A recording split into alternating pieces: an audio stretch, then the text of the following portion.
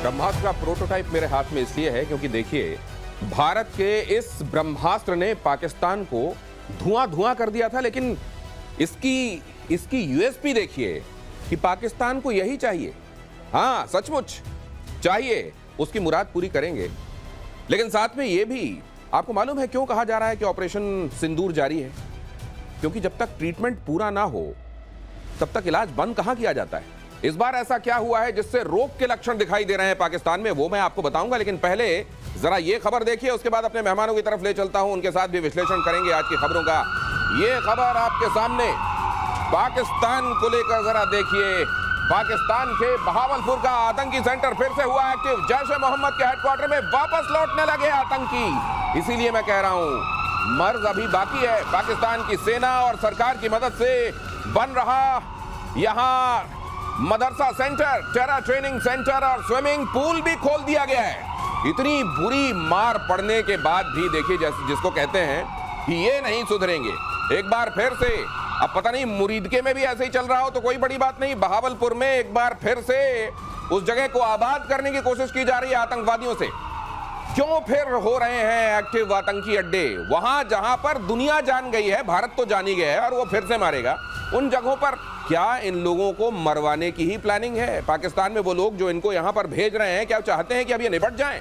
क्या होने वाला है? मेजर गौरव आर्य मेरे साथ मौजूद हैं। एयर मार्शल पीके श्रीवास्तव, बहुत स्वागत है आपका, गुड इवनिंग। ये एक बार फिर से वहीं सुभान अल्लाह। देखिए, ये होना है दिनेश, ये तो वही बात है, कल आप ईरान से बोलें कि तुम हमास और हिजबुल्लाह को छोड़ दो। कैसे छोड़ देगा वो उनके साथ ऐसे उनके खून में सन चुके हैं। ये पाकिस्तान का पार प्रोजेक्शन है। पहले हमें समझना पड़ेगा कि आतंकी हैं क्या और ये पाकिस्तान के लगते क्या हैं। देखिए, पाकिस्तान को ये पता है कि कल्पेबल डिनाइबिलिटी है। पाकिस्तान को ये पता है कि हमने नहीं करा, हमें पता नहीं। ये कहने की जो ताकत ये आतंकी गुट पाकिस्तान को देते हैं, ये ताकत पाकिस्तान की फौज थोड़ा ना दे सकती है।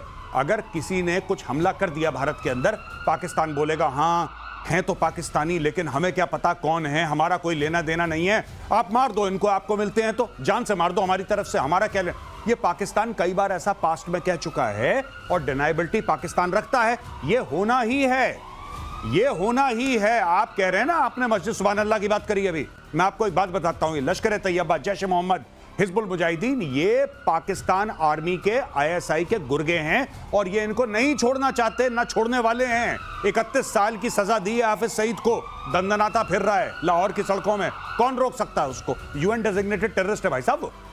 दिनेश, ये भी मत भूलिए, मुनीर ने 14 करोड़ भी तो दिए। शहबाज ने 14 करोड़ दिए थे ना, जो उनको मिले वहां से, आईएमएफ से भीख जो मिली थी, तो 14 करोड़ वो भी दिए हैं। रिकंस्ट्रक्शन होगा, रिकंस्ट्रक्शन होगा, उसके बाद आपको पॉज बटन को प्ले में लाना पड़ेगा। लेकिन मेरे को एक चीज, मतलब ठीक है, ये अपनी आदत से बाज नहीं आएंगे, ये फिर से वो कर रहे हैं और यहाँ पर निश्चित रूप से आतंकवादी और स्टेट, इसमें कोई फर्क नहीं है, दोनों आपस में। लेकिन ये तो अब दुनिया के सामने है, दुनिया इसको, और भारत को तो अब ये अब उसको फिर से कोऑर्डिनेट फिर से लेने भी नहीं है, उसको मालूम है कि कहां भेजना है।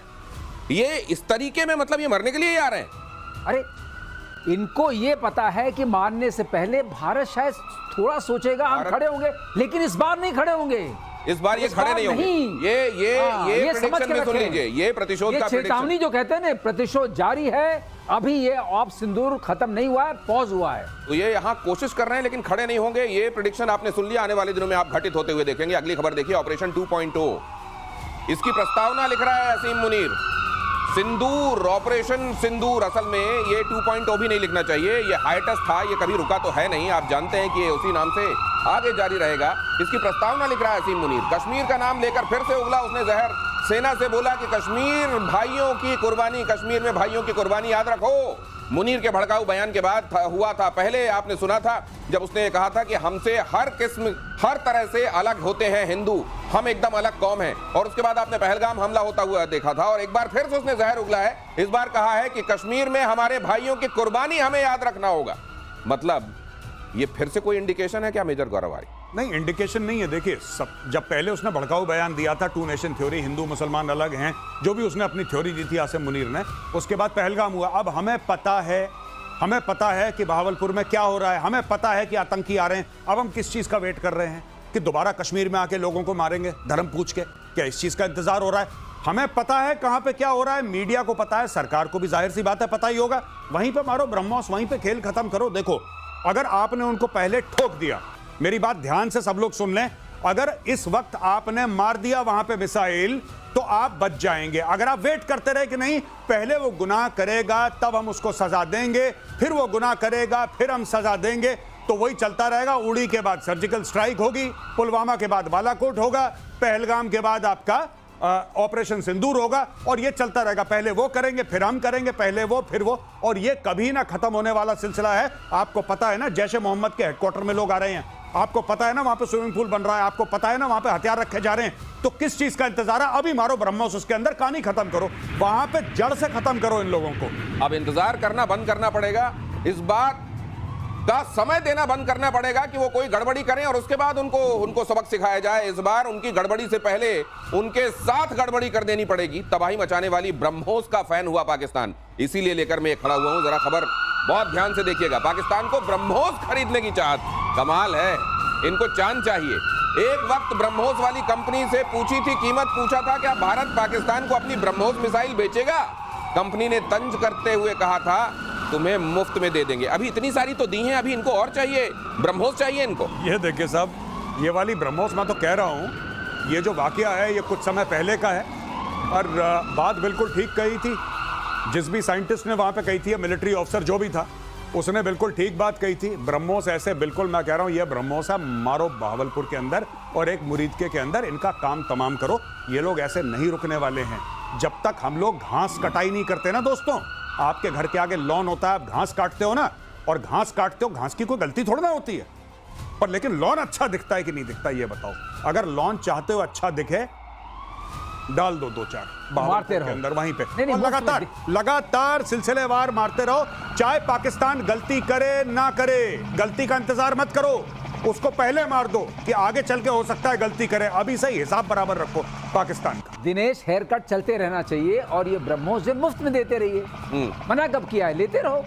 हम तो मुफ्त में ही दिए थे ना, सारे वाले जो गए थे, इस बार मुफ्त में दे। हेयर कट नहीं, वैसे ये हेयर कट जो आपने कहा या लॉन की जो ये घास जो काटनी है, मैं एक बात आपसे जानना चाहता हूँ, ये क्या है? ये बेशर्मी है, ये तंज है, या ये वाकई चाहत है? ये क्या है ये स्टेटमेंट? नहीं, बेशर्मी है, न तंज है, न चाहत है, ये सिर्फ अपने को कुर्सी में बनाए रखने की आदत है। ओह, क्या बात। वो सब कुछ फेल कर गया, उधर से ट्रंप पे भी तमाचा पड़ गया, उसको नोबेल प्राइज दिया, वो भी फेल हो गया। अब समझ में नहीं आ रहा करें क्या। जब कुछ समझ में नहीं आता तो एक चीज समझ में आती है, सारे जनरल्स को आप सबका इतिहास देख लीजिए कि कश्मीर कश्मीर कश्मीर कश्मीर आदत है, और इन्होंने कहा आदत छुड़ाने के लिए पूंछ बार बार काटनी पड़ती है। आप उसको डंडे में डाल देंगे तो सीधी नहीं होगी, तो ये जो है वो पूंछ नहीं सीधी करेगा, ये सीधा पूंछ काटता रहेगा। जब हो गए तब काटो, इसी के अंदर पूंछ डालो, यही करेगा पूंछ। हाँ, ये वाकई, ये शायद इसीलिए इस तरफ से हॉलो बनाया गया है। हॉलो बनाया, इसी में आसिम मुनीर की पूंछ इसके अंदर डालो। ये जो आदत है ना, मुनीर को सब कुछ बिक गया, लुट गया, अब हम करते हैं ये तमाशा। नहीं, वैसे ये असीम मुनीर ने क्या अपना कैलेंडर बना रखा होगा कि पहले मैं स्टेटमेंट दूंगा, ये घटना होगी, उसके बाद हम लोग इतनी मार खाएंगे, पिटाई खाएंगे, उसके बाद फिर मेरे को अगला स्टेटमेंट ये देना है। पहले स्टेटमेंट के बाद जब पाकिस्तान पिटेगा, उसके बाद मुझको फील्ड मार्शल बनना है, और ये वाला जो स्टेटमेंट होगा उसके बाद मैं कहूंगा कि अब मेरे को अब शहबाज की भी जरूरत नहीं है, अब मैं खुद ही काफी हूं। नहीं, मैं प्रेसिडेंट हूं। अब मैं प्रेसिडेंट। जी बिल्कुल। अच्छा, एक और चीज मैं आपको बता दूं, बहुत इंटरेस्टिंग है कि अक्सर लोग पूछते हैं पाकिस्तान ऐसा करता क्यों है। पाकिस्तान के करने के 2 कारण हैं। एक तो पाकिस्तान चीन और अमेरिका के लिए कन्वीनियंट एक कंट्री है, जिसको बोला 2 टुकड़े दिए, एक गोश्त की बोटी दी और पाकिस्तान ने 2 मिलाई और काटना शुरू कर दिया। और दूसरी गलती हमारी भी है दोस्तों, हम पाकिस्तान में ये होने देते हैं, हम होने देते हैं। ये हमें पता है ना बहावलपुर में क्या हो रहा है। अब खबर आ जाएगी मुरीदके में, ब्रेकिंग न्यूज, मुरीदके में आ गया, लश्कर तैयबा के हेडक्वार्टर में ये हो गया, फलाना हो गया, ढिमका हो गया। अरे हो गया तो फिर क्या वेट करेंगे? ये मारो ना वहां पे जाके उनको। जब उनको मार मार के वहां पे आप लाशें बिछा देंगे पाकिस्तानी पंजाब में, तो ये अपने आप शांत हो जाएंगे। इनको रेगुलर काटना पड़ेगा। देखिए, एक बार से नहीं चल रहा कि ऑपरेशन सिंदूर आपने कर दिया। और एक और चीज मैं बताऊं, कभी भी वेट मत करना, कभी भी ऐसा नहीं कि 15 दिन के बाद हम लोग रिटेलिएशन कर रहे हैं। क्यों 15 दिन? आपके पास ऐसी टेक्नोलॉजी है, बटन दबाया वहां हर हर महादेव, 15 मिनट के अंदर खेल खत्म होता है भाई। वहां पे क्या है, ये प्रधानमंत्री निवास के सामने मीडिया खड़ा है, ठीक है। हाँ, अजीत बताइए अजीत। हाँ, अजीत, हमारे संवाददाता अजीत खड़े हैं, वो बता रहे हैं यहाँ पे रक्षा मंत्री चले गए अंदर। ये मंत्री, भाई साहब, ये करने की जरूरत ही नहीं है, क्योंकि जब आप 15 दिन वेट करोगे तो क्या होगा कि दुनिया भर का दबाव आपके ऊपर आएगा। ट्रंप का फोन आ रहा है वहां से यूके में फोन आ रहा है, कोई स्विट्जरलैंड से कॉल कर रहा है, लड़ाई मत करो, लड़ाई मत करो। यही पाकिस्तान चाहता है। आप मार दो उसको, मार दो, बाद में दुनिया को सॉरी बोल देना, गलती से मार दिया यार, क्या दिक्कत है, मार दो एक बार। कर नहीं रहा पुतिन वहां पे, ठोक दो उनको। असल में भारत अपने कंडक्ट को अपने नेचर के, अपने स्वभाव के मुताबिक रख रहा है। जाहिर है वो ऐसा देश रहा है जिसने आक्रांताओं को लेकर भी वैसा सख्त रवैया पहले नहीं अपनाया जैसा उसको अपनाना चाहिए था। लेकिन अब वक्त आ गया है कि हम इतिहास से सीखें और ऐसे पाकिस्तान जैसे धूर्तों को तो वक्त से पहले उनकी दवाई कर दें। पाकिस्तान को एटमी अड्डों पर अटैक का डर है, ये खबर भी देख लीजिए। पाकिस्तान के पूर्व सैन्य अधिकारी का बड़ा दावा, अमेरिका ने ईरान की एटमी साइट्स पर हमला करके न्यू नॉर्मल क्रिएट कर दिया है। उन्होंने कहा कि मोदी का भारत भी नेतन्याहू के नक्शे कदम पर चलते हुए इसे दोहरा सकता है। उन्होंने कहा कि ऐसा होता है तो इसके बहुत बड़े दुष्परिणाम होंगे। पहले भी कुछ दुष्परिणाम हो गए और अब फिर से दुष्परिणाम नहीं कहा दुष्परिणाम होंगे, ये कोई दुष्परिणाम नहीं होने वाले, झूठ बोल रहे हैं। क्या दुष्परिणाम हो गए? आपने घुस के मार दिए उनके 1 दर्जन उनकी एयर स्ट्रिप्स, उनके मिलिट्री एयरपोर्ट से आपने खत्म कर दिया। क्या दुष्परिणाम हो गया? दुष्परिणाम हो जाएगा, ये हो जाएगा। रेड लाइन है, इंडस वाटर ट्रीटी, पानी रोक दिया तो खून बहेगा, हिंदुओं के क्रियाक्रम के लिए लकड़ियां कम पड़, क्या हो गया? क्या हो गया? दोबारा ठोक दो, कुछ नहीं होगा, मैं बता रहा हूं, कुछ आज तक कभी कुछ नहीं हुआ। ये सिर्फ भौंकते हैं, ये काटने वाले कुत्ते नहीं है, सिर्फ भौंकने वाले हैं। आप इनको ठोक दो जाके और इनको डेली ठोको, इनका यही इलाज है। इनको डेली, डॉक्टर की दवाई है ना, डॉक्टर लिखता है RX, ब्रेकफास्ट के पहले, लंच के बाद, डिनर के पहले, इनको ठोकते रहो, इनको गोलियां देते रहो, इनका कुछ नहीं। डोज जरूरी है, लेकिन ये देखिए पाकिस्तान को जो एटम वाला डर, ये बात तो सही है कि ये दोनों मुल्क साथ में नाम लिए जाते हैं। ईरान के साथ साथ पाकिस्तान का भी जिक्र होता है, नेतन्याहू कई बार कर चुके हैं। इसलिए वहां जो हुआ है उसकी धमक पाकिस्तान को महसूस हो रही है, पाकिस्तान को। और किराना वाला एक ट्रेलर भी दिख गया है। तो क्या ये वाकई एक डर है जो वहां सतत होगा कि यार एक तो वैसे हमारे पास है नहीं, हमने जो एक झूठ फैला रखा है कि हमारे पास है, उसमें हमको और न मार पड़े। इसमें ट्रम्प ने एक हम लोग पर एहसान किया है, एक ट्रम्प डॉक्ट्रिन बना दिया कि जहां जहां परमाणु बम है आप वहां मार सकते हैं। हाँ, जो आपके पास है, उनके बहुत गहरे में थे, उसने GBU-57 का इस्तेमाल किया। इनके उतने गहरे में नहीं है, इनका हम निपटारा कर चुके हैं। जो बचे कुछ हैं, अगर उन्होंने तैयारी की तो हमें वो दोनों जगह पता हैं, दोनों जगह पता हैं, वही मारेंगे। जी बिल्कुल सर, विथ योर परमिशन, अभी खबर आई है मीडिया में, कल ही की खबर है कि अग्नि 5 को रिपर्पस कर रहे हैं ये लोग ऑन द सेम फॉर्मेट। अब अग्नि 5 का मतलब क्या हुआ? अग्नि 5 को रिपर्पस मतलब यानी कि वो है इंटरकॉन्टिनेंटल बैलिस्टिक मिसाइल, यानी कि 5 से लेकर 8,000 10,000 ऊपर मारती है वो, राइट। ये कह रहे हैं कि जैसे GBU-57 है उसी तरीके से 2 वर्जन ये अग्नि के निकाल रहे हैं। एक वर्जन वो होगा जो सरफेस पे फट जाएगा, जैसे कि सर उस दिन समझा चुके हैं, राइट, कि मदर ऑफ ऑल बॉम्ब्स वो था जो सरफेस पे फट जाता था। एक वो है जो जमीन के नीचे जाएगा और करीब 300 खोद के मारेगा, 250-300 फुट नीचे जाके वहां पे फटेगा। एक ये भी सिस्टम भारत बना रहा है। तो भारत ऐसा क्यों बना रहा है? भारत ऐसा क्यों बना रहा है? ये पाकिस्तान को देखो, तुम जितने भी नीचे जाओगे ना पहाड़ के, हम लोग तुम्हें ढूंढ लेंगे। पर मेरी सिर्फ एक रिक्वेस्ट है, जो भी पावर में है सरकार, मेरी एक रिक्वेस्ट है, सर आप वेट मत करना, ये सांप के बच्चे फिर डसेंगे, ये सांप के बच्चे फिर डसेंगे। आप ये मत सोचना कि ऑपरेशन सिंदूर से सांप के दांत, इनकी फितरत में है डसना, इनकी फितरत में, इनको ठोको। और इनको जब तक आप ठोकते रहोगे, ये सबसे अच्छी कौम है पाकिस्तानी, सबसे प्यार मोहब्बत वाली कौम है। अगर इनकी डेली सुतैया होती रहे, इनसे बेहतर कोई बंदे नहीं है, लेकिन इनकी डेली मार पड़नी चाहिए कान के नीचे, और इनसे ज्यादा प्यार मोहब्बत वाले लोग नहीं है। बस डेली ठोको इनको। रोज की डोज अगर इनको मिलती रहे तो इनसे बढ़िया लोग नहीं है। ये कह रहे हैं गौरव आर्य। और यूक्रेन पर रूस का अब तक का सबसे बड़ा हवाई हमला, अगली खबर देखिए, 477 ड्रोन, 60 मिसाइलों से यूक्रेन पर अटैक। ये तो पूरी तरह से जो चटनी बना देने वाला, हलवा बना देने वाला जो बात की जाती है ना मेजर गौरव आर्य की तरफ से, वो हो रहा है। रूस ने बैलिस्टिक क्रूज मिसाइलों से हमला किया। अटैक में यूक्रेन का F-16 फाइटर जेट तबाह। हमले में F-16 के यूक्रेनी पायलट की मौत। इसकी तस्वीर भी बहुत ज्यादा सर्कुलेट हो रही है इन दिनों। और ये कहा जा रहा है कि इसने तो अगला टारगेट भी लॉक कर लिया था, लेकिन उसी समय इसके प्लेन में खराबी आ गई। मामला F-16 का है, मामला अमेरिका से कनेक्टेड है। क्या सोच रहा होगा अमेरिका? जी बिल्कुल। और यूक्रेन ने 2-3 बातें बोली हैं अभी हाल फिलहाल में। जी, यूक्रेन ने यह बोला है कि हम लेटेस्ट अमेरिकन वेपन्स खरीदेंगे। जी, डोनाल्ड ट्रंप से ये बोला है कि साहब आप हमें लेटेस्ट वेपन्स दीजिए, हम खरीदना चाहते हैं। F-16 पुराना प्लेटफॉर्म है, ये वही प्लेटफॉर्म है जो पाकिस्तान के पास है।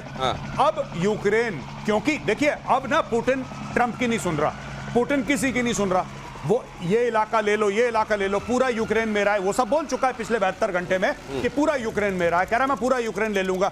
अब ये बोलेंगे उनसे कि सर क्या हमें और कोई इससे ऊपर वाला जहाज मिल सकता है? क्या हमें F-35 मिल सकता है? क्या हमें F-15 ईगल मिल सकता है? क्या हमें और कोई प्लेटफॉर्म मिल सकता है जिससे हम ज्यादा विनाश कर सकें रूस का? ये सारी बातें होंगी। अब देखते हैं ट्रंप बेचता है कि नहीं बेचता। नहीं, ये कर रहे हैं, वो एयर डिफेंस सिस्टम भी मांग रहे हैं और ये कह रहे हैं कि हमको और फाइटर्स चाहिए। ये बात तो कह रहे हैं ज़ेलेंस्की लगातार। ये कह रहे हैं F-16 के नुकसान से बहुत बड़ा नुकसान उनको होगा, क्योंकि इसकी पूरी F-16 की एक अपनी इज्जत थी पूरे इंटरनेशनल प्लेटफॉर्म पे। ये माना जाता था कि इसको इतनी आसानी से आप गिरा नहीं सकते हैं, लेकिन जैसे इन्होंने मारा है, इसने अभी तो जो खबरें आ रही हैं कि उसने 6-7 मिसाइल मार दी।